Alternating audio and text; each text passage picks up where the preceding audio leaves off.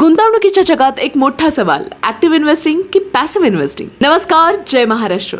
मित्रांनो, इमॅजिन करा तुम्ही क्रिकेटच्या मैदानावर खेळाडू म्हणून उतरला आहात. प्रत्येक बॉलवर तुमचं लक्ष आहे, प्रत्येक डिसिजन महत्त्वाचं आहे. इथे ऍक्टिव्ह इन्व्हेस्टिंगमध्ये असंच असतं. फंड मॅनेजर मार्केट सतत स्टडी करतात, कधी कोणता शेअर घ्यायचा कधी विकायचा हे ते ठरवतात. ते मार्केटमधून जास्तीत जास्त परतावा मिळवण्याचा प्रयत्न करतात. आणि पॅसिव्ह इन्व्हेस्टिंगमध्ये काय असतं तर तुम्ही प्रेक्षक असता.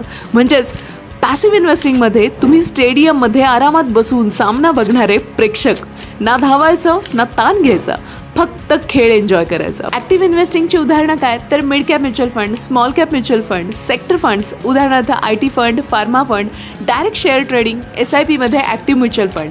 आणि ऍक्टिव्ह इन्व्हेस्टिंगचे फायदे काय तर जास्तीत जास्त नफा, आणि तोटे काय तर रिस्क जास्त आहे, एक्सपेन्स रेशिओ जास्त आहे, सतत मॉनिटरिंग करावं लागतं. पॅसिव्ह इन्व्हेस्टिंगची उदाहरणं काय तर इंडेक्स फंड, ETFs, काही हायब्रिड फंड्स. याचे फायदे काय? स्टेबल ग्रोथ, कमी खर्च आणि कमी रिस्क. तोटे?